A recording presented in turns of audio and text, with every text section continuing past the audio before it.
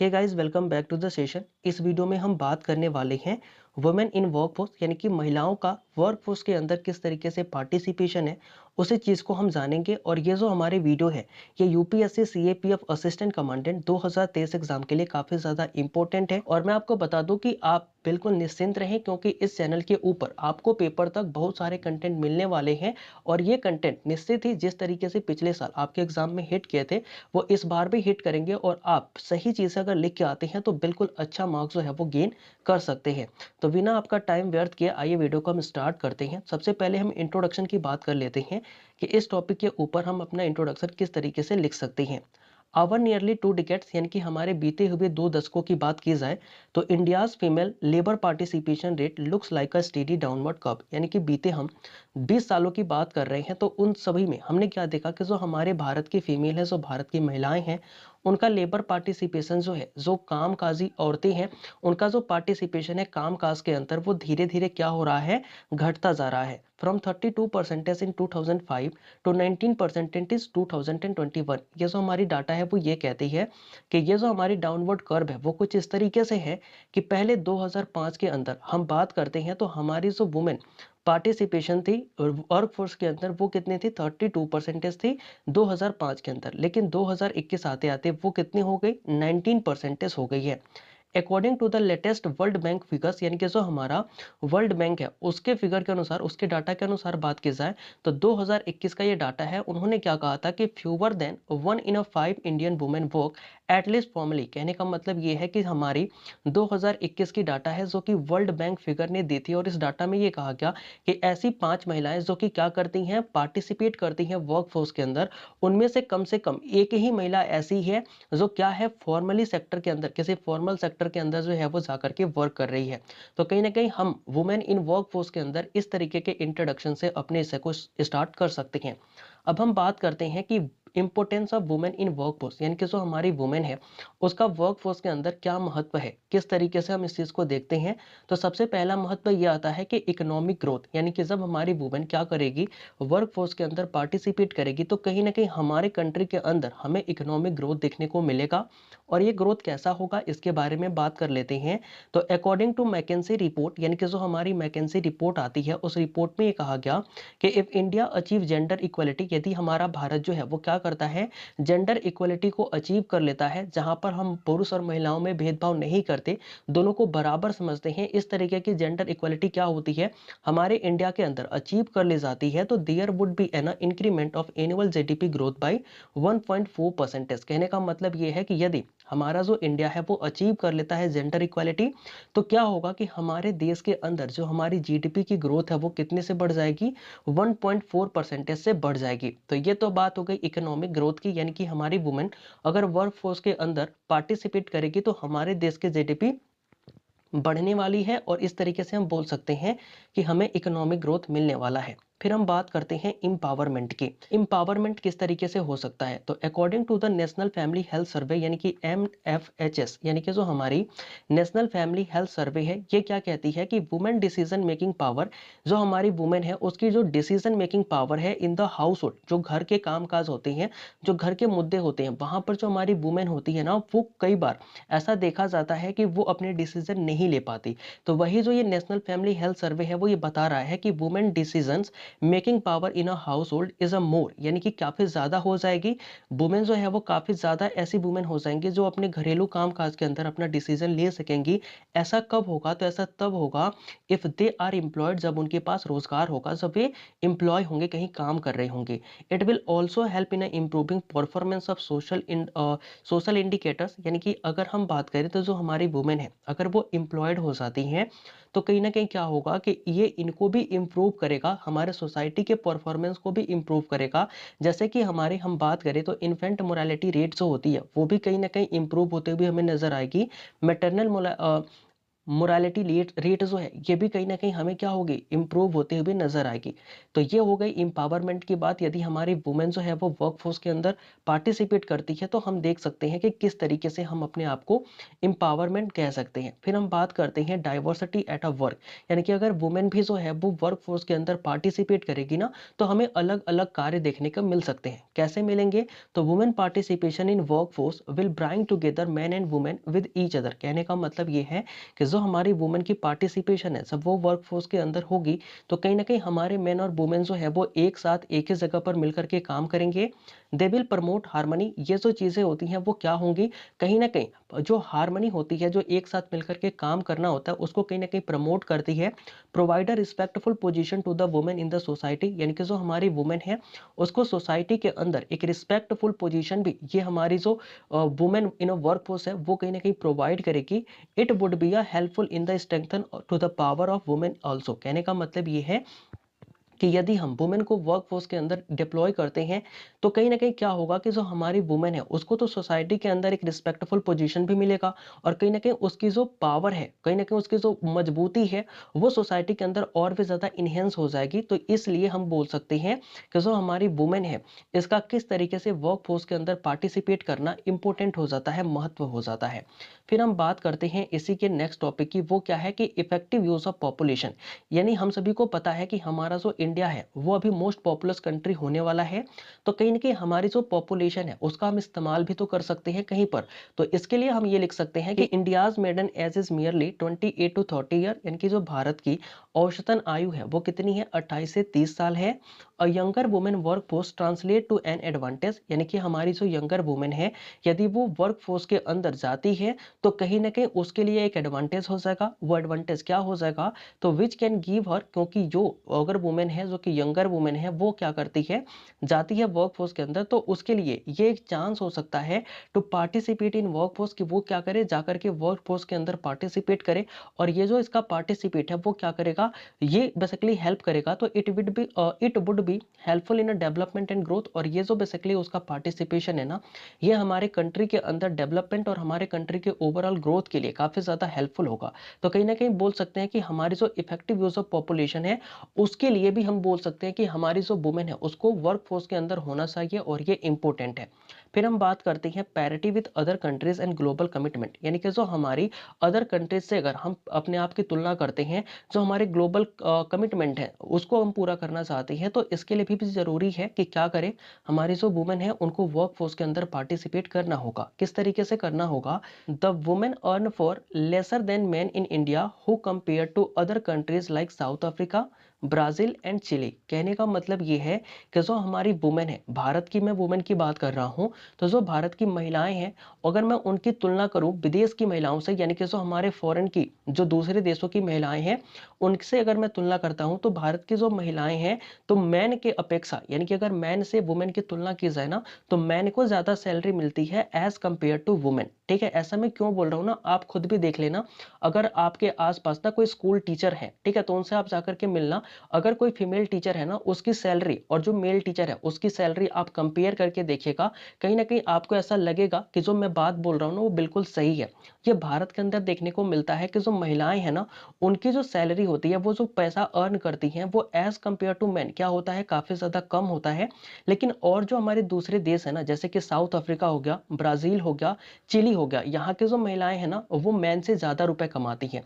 तो कहीं ना कहीं अगर हम क्या चाहते हैं कि हमारी जो कंट्री है वो जो ग्लोबल कमिटमेंट है उनको पा सके, उनको प्राप्त कर सके, तो कहीं ना कहीं हमें इस कदम में, इस तरफ जो है वो कदम अपना बढ़ाना होगा।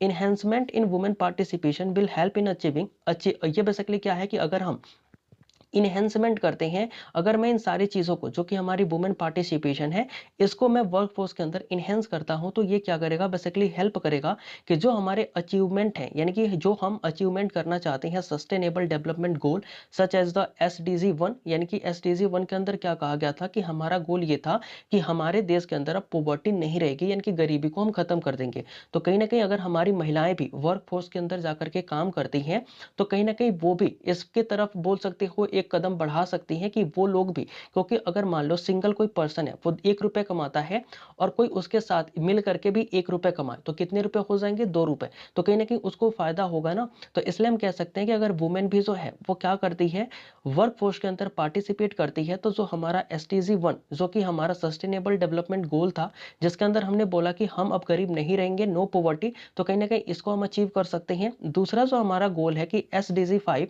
यानी कि जो सस्टेनेबल डेवलपमेंट गोल 5 है, जिसके अंदर हमने बात करी थी कि जेंडर इक्वलिटी, यानी कि हम अपने देश के अंदर कोई भी भेदभाव नहीं रखेंगे महिला और पुरुष के अंदर। तो कहीं ना कहीं जब महिलाएं भी वही काम करेंगी जो पुरुष करते हैं, तो कहीं ना कहीं उनके बीच का जो भेदभाव है वो खत्म हो जाएगा। तो इसलिए हम बोल सकते हैं कि जो वुमेन है उनको पार्टिसिपेट करना चाहिए वर्क फोर्स के अंदर। और इसके क्या महत्व है वो भी हमने देख लिया कि importance of women participation in work force, इस चीज के अंदर हमने ये बात कर ली। चलो ये तो हमने बात कर ली कि इनका महत्व क्या है, लेकिन इतने महत्व होते हुए भी ऐसे कौन से रीजन है जिनके वजह से हमें ये देखने को मिलता है कि जो वुमेन है उनका पार्टिसिपेशन काफी ज्यादा कम है वर्क फोर्स के अंदर। तो उसकी अगर मैं बात करूं तो सबसे पहला रीजन आता है सोशल, यानी कि सामाजिक रीजन।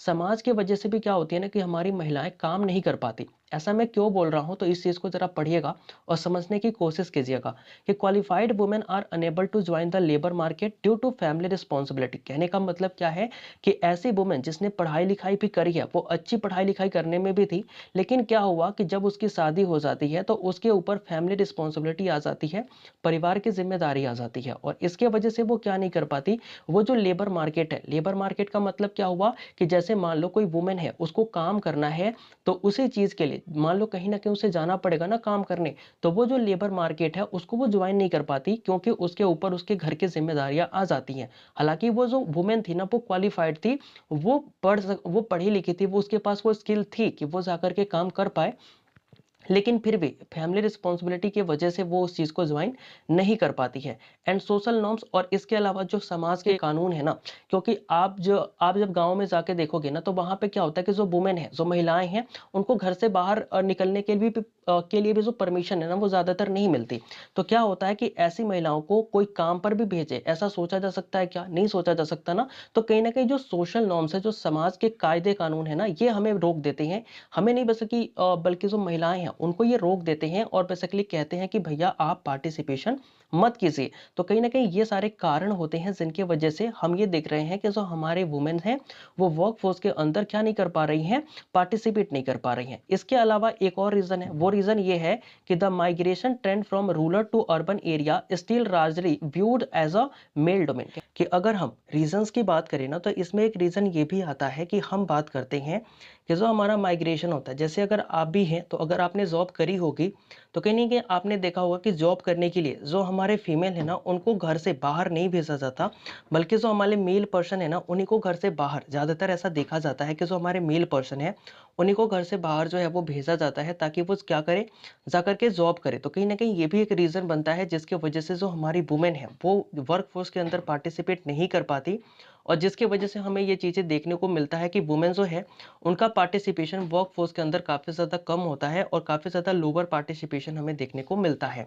इसके बाद हम बात करेंगे इकोनॉमिक रीजन के। इकोनॉमिक रीजन क्या है कि India has been ranked at a 143rd place in economic participation and opportunity indicator of global gender gap GGG index for 2022 released by World Economic Forum WEF। कहने का मतलब क्या है?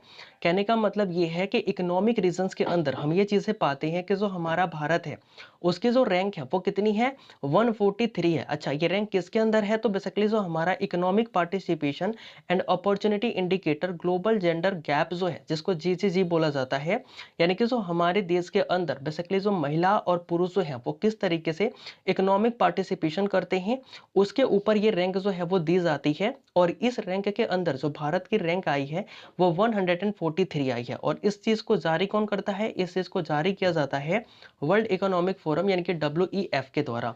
अब देखो ये चीजें हम क्यों देख रहे हैं, ऐसा क्यों हो रहा है, तो इसके पीछे भी एक रीजन है। वो रीजन ये है कि women are consider inferior to men. ऐसा इसलिए हो रहा है क्योंकि जो वुमेन है वो हमेशा मैन की इंफीरियर यानी कि सेकंड फेडल ऐसे मानी जाती है, उसको कभी भी एज अ फर्स्ट नहीं देखा जाता, हमेशा एज अ सेकंड ही ट्रीट किया जाता है। So they do not get a chance to join work force, इसलिए वो जो है वो क्या नहीं कर पाती, अपने वर्क फोर्स को, यानी कि वो काबिल होते हुए भी वर्क फोर्स को ज्वाइन नहीं कर पाती। एंड दिस लीड्स टू जीजीजी, और ये क्या करती है कि जो चीजें हैं ना वो कहीं ना कहीं हमारी ग्लोबल जेंडर गैप यानी कि जीजीजी को जो है वो लीड करती है। इसके बाद हमारा एक रीजन होता है जो बेसिकली लोअर पार्टिसिपेशन के लिए बोल सकते हो कि रीजन बनता है, वो ये है कि टेक्नोलॉजिकल एडवांसमेंट। इसका मतलब क्या हुआ कि जो हमारी टेक्नोलॉजी है वो एडवांस होती जा रही है, और कहीं ना कहीं जब टेक्नोलॉजी एडवांस होगी तो जो काम करने वाले लोग हैं उन्हें भी तो एडवांस होना पड़ेगा ना। और इस एडवांस होने के चक्कर में क्या होता है कि जो हमारी वुमेन है वो अपने आप को इनहेंस नहीं कर पाती। देखो, ऐसा नहीं है कि वो इनहेंस नहीं कर पाती, उसमें उनकी गलती है, उसमें बेसिकली हमारी सोसाइटी की गलती है कि उनको मौके नहीं दिए जाते, उनको अपने लेवल बढ़ाने का ना, इनहेंस करने का मौका नहीं मिलता, जिसकी वजह से टेक्नोलॉजिकल एडवांसमेंट वो नहीं कर पाती। Widespread gender digital divide is there, कहने का मतलब ये है कि अगर हम टेक्नोलॉजिकल एडवांसमेंट की बात करते हैं तो यहाँ पर हमें बेसिकली जो जेंडर के बीच में गैप है ना वो बहुत ज्यादा देखने को मिलता है। अगर एक स्टडी की बात करी जाए तो एक स्टडी के अनुसार ऐसा माना जाता है कि एज पर स्टडी ओनली 35% ऑफ Indian women are active internet user. कहने का मतलब ये है कि एक स्टडी हुई थी और उस अध्ययन के अंदर ये पाया गया कि भारत के अंदर मात्र 35% वुमेन ऐसी हैं जो कि इंटरनेट चलाना जानती हैं या फिर वो इस इंटरनेट का इस्तेमाल भी कर पाती हैं। सोच रहे हो कितनी बड़ी बात है कि जहां हम डिजिटल इंडिया की बात कर रहे हैं वहीं एक तरफ हमें यह भी पता चल रहा है कि हमारे देश के अंदर जो वुमेन है अभी 35% वुमेन ऐसी हैं जो कि मात्र इंटरनेट चलाना जानती। हमारे बेसिकली कितने हो जाएंगे, 65% वुमेन ऐसी हो जाएंगी जो कि इंटरनेट का इस्तेमाल करना ही नहीं जानती। तो कहीं ना कहीं जो हमारी टेक्नोलॉजिकल एडवांसमेंट है ये भी एक रीजन बन जाता है कि जिसके वजह से हमारी वुमेन है वो पार्टिसिपेट नहीं कर पाती वर्कफोर्स के अंदर और वो इकोनॉमी के अंदर अपना योगदान नहीं दे पाती हैं।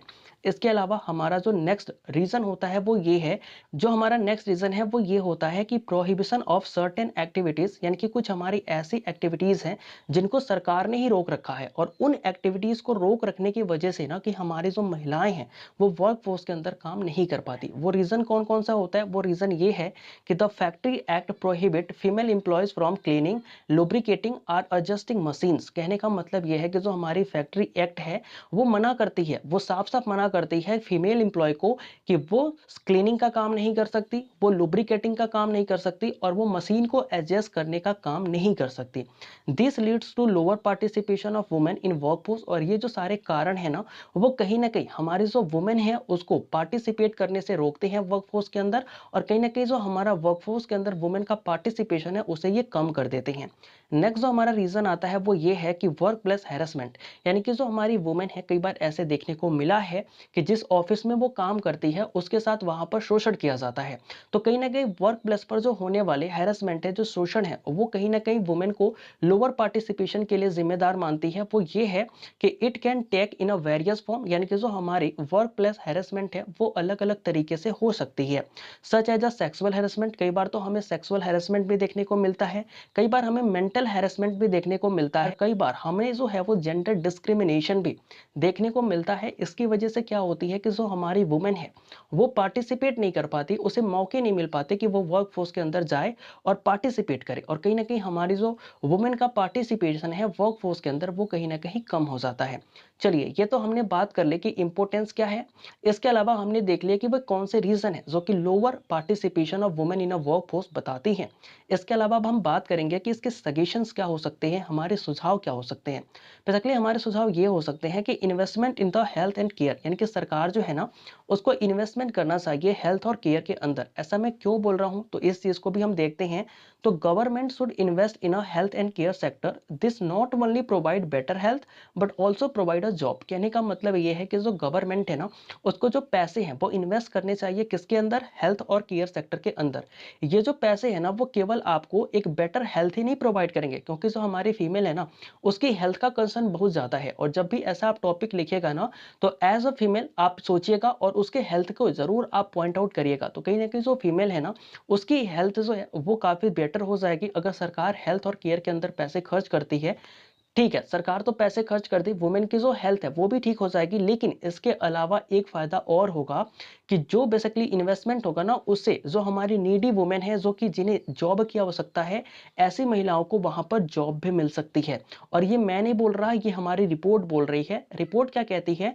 The ILO report on the care work and care jobs for the future and the decent work, यानी कि जो हमारी आईएलओ की रिपोर्ट है, जो कि केयर वर्क और केयर जॉब्स के ऊपर आई थी, उसने बेसिकली एक रिपोर्ट में अपने ये कहा, उन्होंने ये कहा कि की फाइंडिंग इन एशिया, एशिया के अंदर, एंड द पैसिफिक, और पैसिफिक 2018 के अंदर ये कहा गया, इंडिकेटेड दैट, ये बताया जाता है कि increasing investment in the care economy has the potential to generate a total 69 million jobs in India by 2030। कहने का मतलब ये है कि जो हमारे इंटरनेशनल लेबर ऑर्गेनाइजेशन यानी कि आईएलओ है, उसकी रिपोर्ट में ऐसा कहा गया कि यदि सरकार जो है वो एशिया के अंदर केयर और केयर जॉब्स के ऊपर पैसे खर्च करती है, तो फ्यूचर में ऐसा देखा जा रहा है कि भारत के अंदर 2030 तक केवल हमें 69 मिलियन जॉब जो है ना, वो इसी केयर सेक्टर के अंदर मिल जाएगी। अगर हम केयर सेक्टर के अंदर इन्वेस्टमेंट करते हैं तो कहीं ना कहीं हमें जॉब भी मिल गई, हमारी वुमेन की जो कंडीशन है वो भी अच्छी हो गई। तो कहीं ना कहीं सरकार को ऐसे स्टेप लेने चाहिए, सरकार को जो है वो हेल्थ और केयर के ऊपर जो इन्वेस्टमेंट है वो करनी चाहिए। नेक्स्ट हम बात करते हैं कि सरकार क्या कर सकती है वुमेन के पार्टिसिपेशन को बढ़ाने के लिए वर्कफोर्स के अंदर। उसका दूसरा पॉइंट ये बनता है कि प्रोवाइडिंग चाइल्ड केयर सर्विसेज। इसका मतलब क्या होता है कि कई बार आपने देखा होगा कि कोई वुमेन है, वो किसी कंपनी में काम कर रही होती है, लेकिन उसकी शादी हो जाती है, शादी के बाद उसका बेबी हो जाता है। तो बेबी के होने के बाद क्या होता है ना, जो वुमेन है वो उस बेबी की टेक केयर करने लगती है, देखभाल करने लगती है, और उसके वजह से वो उस जॉब को छोड़ देती है। तो कहीं ना कहीं सरकार को चाहिए कि जो हमारी महिलाएं हैं जो काम करती हैं ना, उनके जो भी बच्चे हैं, उनके देखभाल के लिए एक सर्विस बेसिकली प्रोवाइड करे। और उस सर्विस के अंदर क्या होगी कि जो भी हमारे छोटे छोटे बच्चे हैं, उनको बेसिकली सरकार एक सर्विस प्रोवाइड करे, उनकी केयर करे, जिससे कि जो वुमेन है वो फ्रीली जाकर के कहीं पर काम कर सके।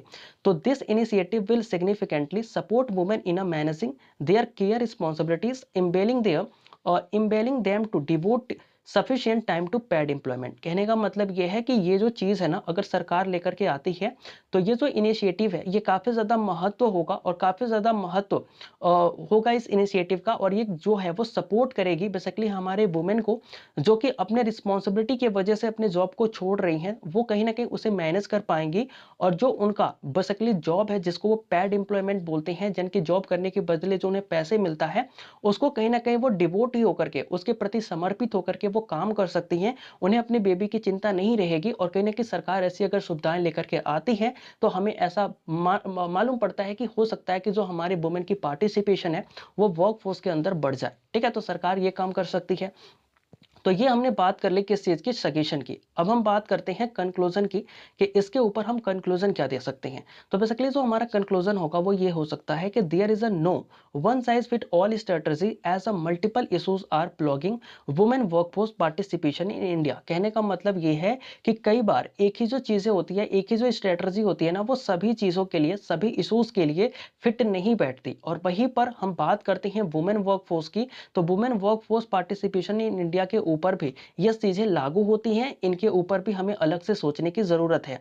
If women's workforce participation in India is realised to its full potential and given India's demographic dividend. कहने का मतलब क्या है कि यदि भारत के अंदर जो वुमेन वर्कफोर्स है, इस चीज को बढ़ावा दिया जाए, यानी कि वुमेन को वर्कफोर्स के अंदर पार्टिसिपेट करने का मौका दिया जाए, तो ऐसा रियलाइज किया जाता है, ऐसा माना जाता है कि यदि जो हमारी वुमेन है वो फुल पोटेंशियल के साथ भारत के अंदर अपने आप को वर्कफोर्स के अंदर समर्पित करती है, तो कहीं ना कहीं it can easily achieve the target of 5 trillion economy. तो जो मोदी जी का सपना है इंडिया के लिए कि वो भारत को 5 ट्रिलियन डॉलर की इकोनॉमी वाला देश बना दे, तो कहीं ना कहीं अगर हमारी वुमेन भी हमारे साथ मिलकर के काम करती है, जैसे कि मैन करता है, तो मैन और वुमेन दोनों अगर मिलकर के काम करेंगे ना, तो वो दिन ज्यादा दूर नहीं है कि हम 5 ट्रिलियन डॉलर की इकोनॉमी वाले देश बन जाएंगे। तो ये हम कह सकते हैं कि ये हमारा कंक्लूजन है कि अगर हम इन सारी चीजों को अच्छे से फॉलो करते हैं, तो बड़े ही इजीली तरीके से जो हमारा टारगेट रखा गया है 5 ट्रिलियन इकोनॉमी का, वो कहीं ना कहीं हम क्या कर पाएंगे, अचीव कर पाएंगे। तो ये था बेसिकली हमारा ऐसे जो कि वुमेन